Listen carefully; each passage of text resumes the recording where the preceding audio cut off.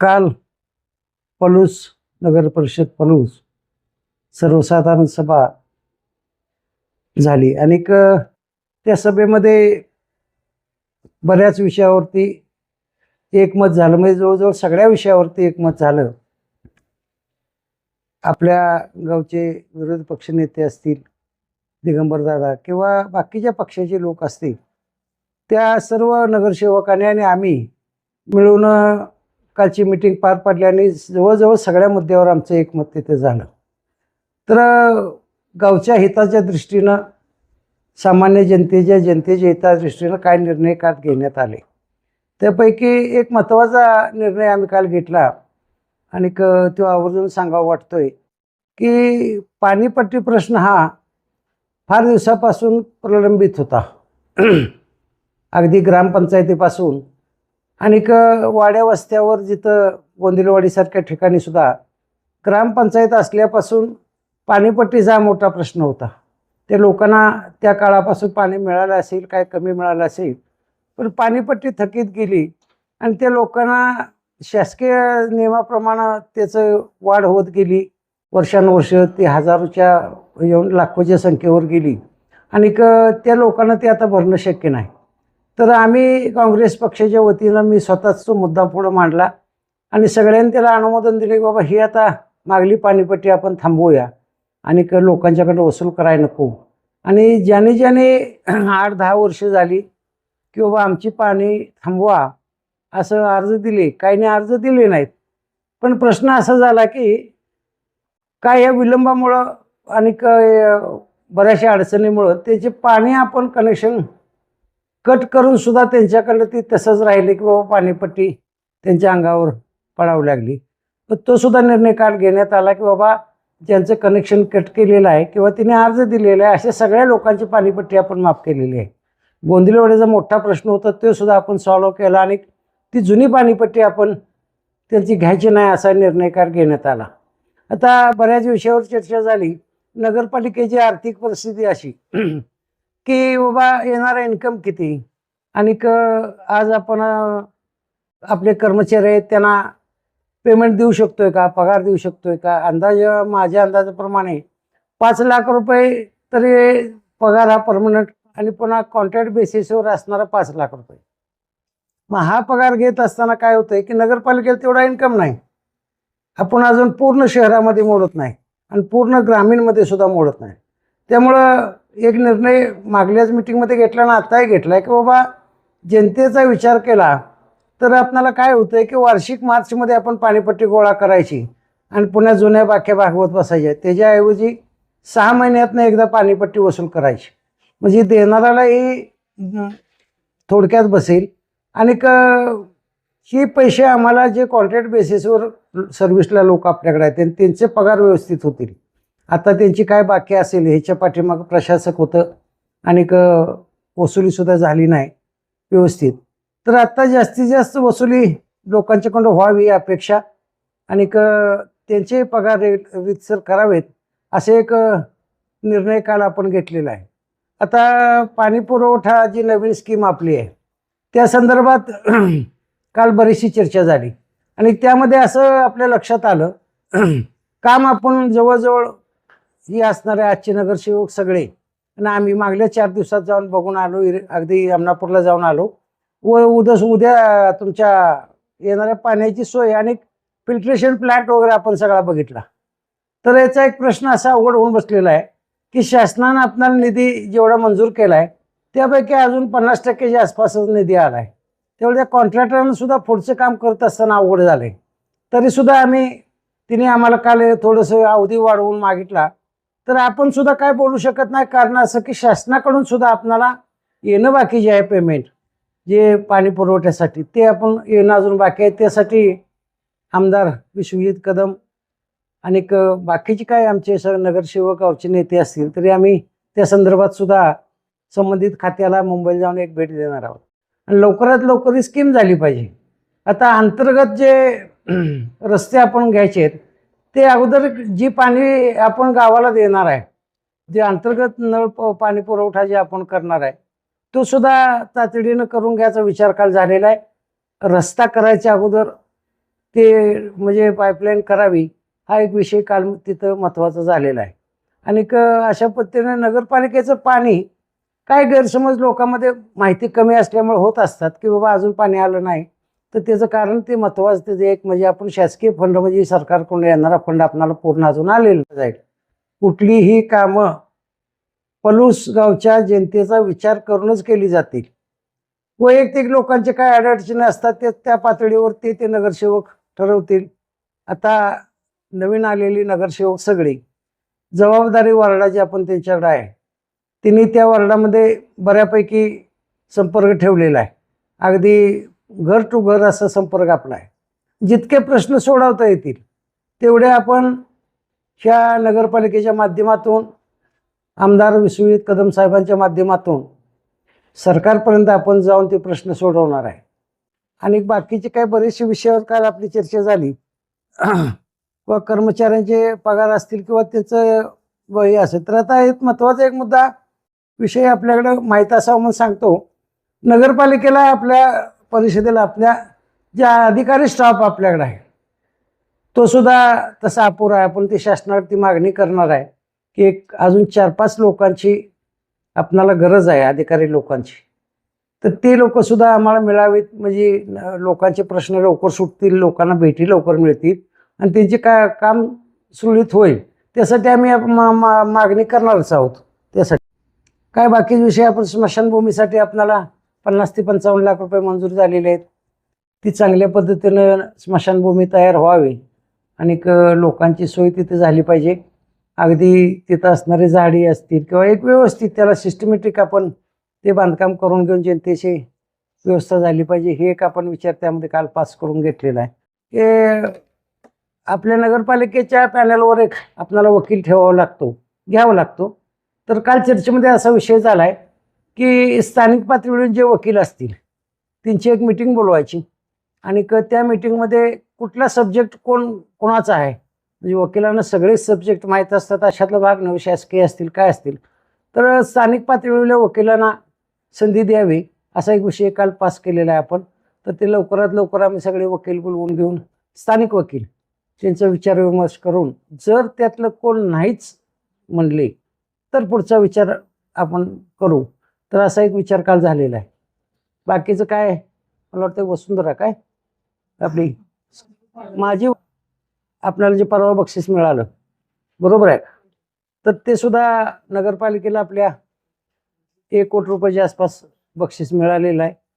आणि ते सुद्धा विविध कामासाठी महिलांच्या किंवा जे आपल्या अंगणवाडी असतील किंवा काय आपले उद्यानं काय वगैरे बांधायचे वगैरे असतील कुठं त्याचा जाग्याचं स्पॉटची सुद्धा चर्चा काल झालेली आहे.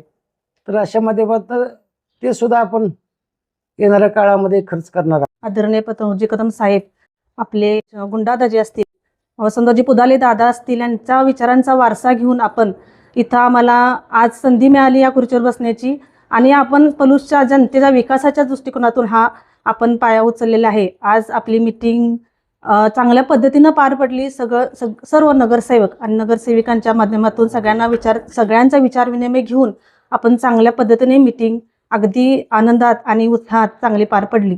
त्यामध्ये आम्ही भरपूर मुद्दे मांडले ज्या पलूसच्या विकासाच्या दृष्टिकोनातून आपण पाय उचलायचे होते ते आपण मुद्दे यामध्ये मांडलेले आहेत.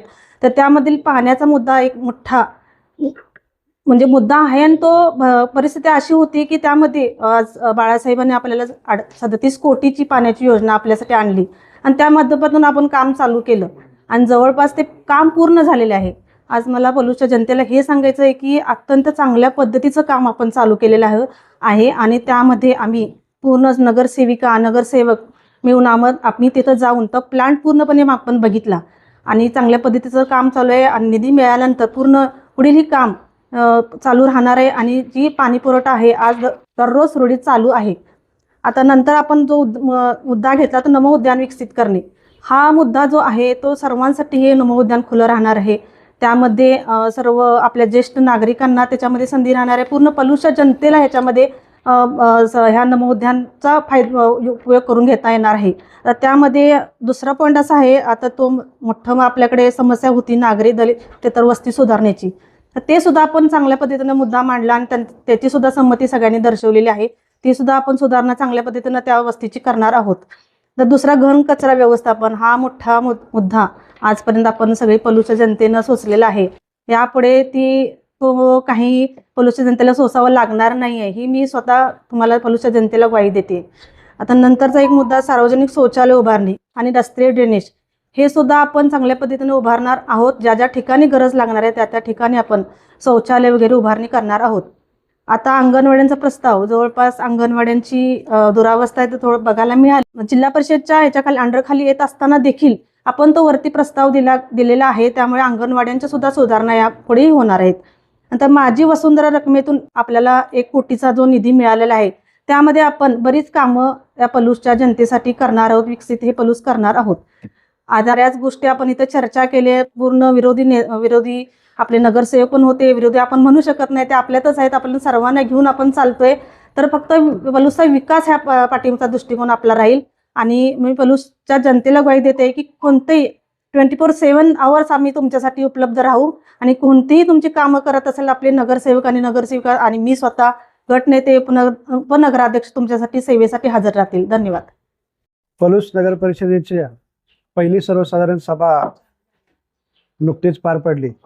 त्या सभेला सामोरं जात असताना पलूस शहराच्या विकासाच्या दृष्टीने पलूस शहराच्या सन्माननीय प्रथम महिला नगराध्यक्षा सौ संजीवनीताई पुदाले यांच्या मार्गदर्शनाने व पलूस शहरातले सन्माननीय नेते श्री वैभवरावजी पुदाले साहेब, श्री भरतभैया इनामदार, श्री गिरीश काका गोंदिल व श्री विशालभाऊ दळवी, श्री विक्रमाप्पा पाटील यांच्या मार्गदर्शनाने पलूस शहराची वाढलेली विकासाची भूक, पलूस शहरातील नागरिकांच्या जीवनात आमूलाग्र बदल सकारात्मक घडवण्याच्या दृष्टीने आम्ही या सर्व नेते मंडळी व सन्मान नगर यांच्या मार्गदर्शनाखाली आम्ही या पुढील काळात काम करत आहोत. या पहिल्या सर्वसाधारण सभेला जात असताना चालू सदस्य बॉडीमधील सन्मान्य सभापती सर्व समित्यांचे यांनी जीबीच्या मीटिंगचा अजेंडा ठरवला गेला. यामध्ये महिला बाल कल्याण समितीने सर्वानुमते काय अजेंडा ठरवला होता. त्यामध्ये महिलांच्या सबलीकरण व महिलांची प्रगतीसाठी सक्षमीकरण व सबलीकरण प्रगतीसाठी त्यांना काही कॉम्प्युटरचे कोर्सेस प्रशिक्षण राबवणे, तसेच CNC मशीन प्रशिक्षण देण्याच्या दृष्टीने निर्णय घेणे, तसेच खाद्यपदार्थ निर्मिती मार्केटिंग करणे संदर्भात प्रशिक्षण शिबिर राबवणे व महिला रांगोळी स्पर्धा कार्यक्रमांचं किंवा अशा योजनांचं अजेंडा ठरवण्यात आला. तसेच आरोग्य समितीचा सभापती म्हणून मी व आमच्या सर्व सदस्यांनी पलूस शहरात वाढलेल्या भटक्या कुत्र्यांचा उपद्रव संपवण्याच्या दृष्टिकोनातून शासनाच्या व कोर्टाच्या आदेशानुसार भटक्या कुत्र्याच्या उपद्रव थांबवण्याच्या दृष्टिकोनातून शासनाच्या गाईडलाईननुसार आम्ही शेल्टर उभारणीचा निर्णय घेतला आहे. म्हणजेच भटकी कुत्री संकलन करणं, त्यांचं लसीकरण करणं व त्यांचं पालनपोषण करणं व पुन्हा त्यांना शासनाच्या धोरणानुसार सार्वजनिक अधिवासात सोडणं, अशा दृष्टिकोनानं भटक्या कुत्र्यांच्या संदर्भात आम्ही निर्णय घेतलेला आहे.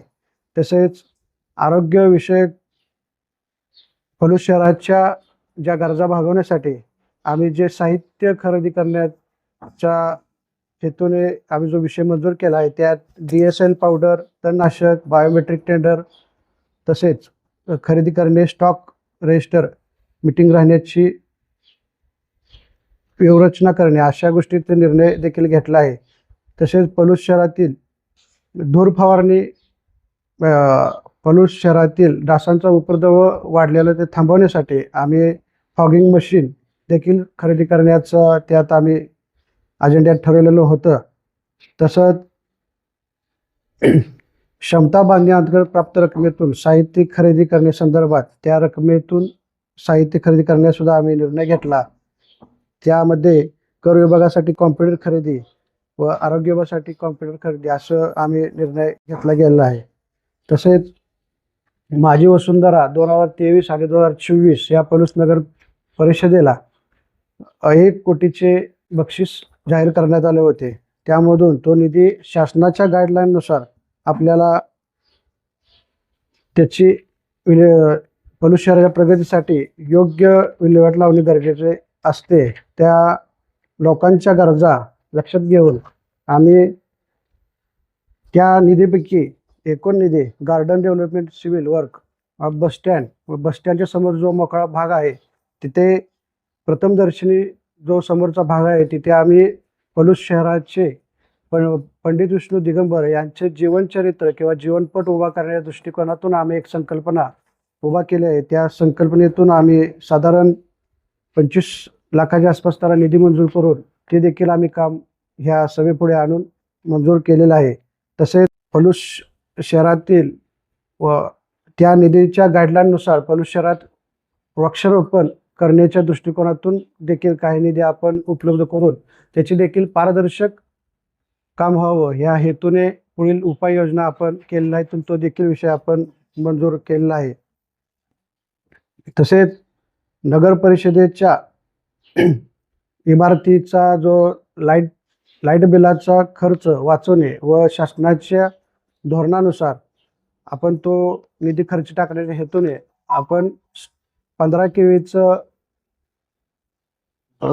सोलर पॅनल उभा करण्यासंदर्भात देखील आपण निर्णय घेतलेला आहे. तसेच पलूस शहरात सोलर स्ट्रीट लाईट ही संकल्पना राबवण्यासाठी आपण एक प्रमुख रस्ता निश्चित करून तिथं सोलर स्ट्रीट लाईट ही संकल्पना राबवण्यासाठी देखील आपण निर्णय घेतलेला आहे. एकंदरीत असं आरोग्याच्या बाबतीत देखील काम झाले आहे. तसेच पाणी पुरवठा हा पलूस शहराच्या जिव्हाळ्याचा प्रश्न असल्या कारणाने गेले अनेक वर्ष पलूस शहरातील ज्येष्ठ नेते व पलूस शहरातील नागरिकांची एक स्वप्नातली व जिव्हाळ्याची पाणी पुरवठा योजना माननीय आमदार श्री विश्वजितजी कदम साहेब यांच्या प्रयत्नाने मंजूर झाली. या पाणी योजनेचे काम देखील ठराविक वेळेत पूर्ण झाले. आज आम्ही लोकांच्या आशीर्वादाने काँग्रेस पक्षाच्या सत्तेवर येत असताना पाणी पुरवठाचे काम आम्ही सर्व नगरसेवक यांनी प्रत्यक्ष पाहिले व आमच्या काम पाहत असताना काम चांगले व दर्जेदार झाले आहे असे आमच्या लक्षात आले व पुढील काम चांगले व्हावे व पुढील कामाला मुदतवाढ द्या असं कॉन्ट्रॅक्टर यांच्याकडून एक विनंती अर्ज आलेला होता. व पलूस शहराच्या जीवनाशी आवश्यक असणारी व जिव्हाळ्याची असणारी पाणी योजना ही चालू राहावी व चांगल्या क्षमतेनं ती पुन्हा चांगल्या क्षमतेने लवकर लोकांच्या सेवेसाठी उपलब्ध व्हावे या हेतूने आम्ही ह्या मिटिंगला त्या मुदतवाढीची मंजुरी सर्वांमध्ये देण्यात आलेली आहे व आम्हाला खात्री आहे पुढील येणाऱ्या काळात लवकरच जे आपण मुदतवाढ दिल्या त्या मुदतीच्या आत आपल्याला पलूस शहरातल्या लोकांनी फिल्ट्रेशनचे पाणी नियमित व शुद्धीकरण पाणी आपण देण्यात आपल्याला यश येईल. तसेच पाणी पुरवठा सुरू होत असताना डिप्लोमा कॉलेजवरती भारतीय विद्यापीठाची आपण वीज वापरली गेलेली होती. त्या विजेचे आपण काही रक्कम थकीत होती त्याची जी वीज वापरली ती देण्यासंदर्भात देखील आपण पारदर्शकपणाने तिथल्या सर्व सन्मान्य नगरसेवक यांना त्याची माहिती देऊन पारदर्शक पद्धतीने नियमाच्या अधीन राहून आपण त्यांचे बिलासंदर्भात देखील निर्णय घेतलेला आहे व इथून पुढचं जे लाईटचा विषय आहे किंवा बिलाचा विषय आहे तो आपण नगर परिषदेमार्फत करणार आहे. त्यासाठी आपण त्याचे सब मीटर व इतर यांत्रिकरण जी यंत्रणा आहे ती आपण उभी केलेली आहे. तसेच व विकास समिती सन्माननीय सभापती यांनी व त्यांच्या समितीने देखील काही निर्णय घेतलेले आहेत ते देखील पलूस शहराच्या प्रगतीचे आहेत. एकंदरीत ह्या पहिल्या सर्वसाधारण सभेला सामोरे जात असताना आमचे काँग्रेस पक्षाच्या सन्माननीय नगराध्यक्षा सौ संजीवताई पुदाले यांचा या पलूस शहरासाठी यांच्या मार्गदर्शनाखाली या पलूस शहरासाठी आम्ही प्रामाणिक पारदर्शक व भ्रष्टाचारमुक्त कारभार करेन याची हमी आम्ही जो मला निश्चित देईन व पुढील काळात पलूस शहराची लोकांच्या अपेक्षा पूर्ण करण्यासाठी सर्व वेळ आमच्या आयुष्यातला आम्ही निश्चितपणानं देणार आहे.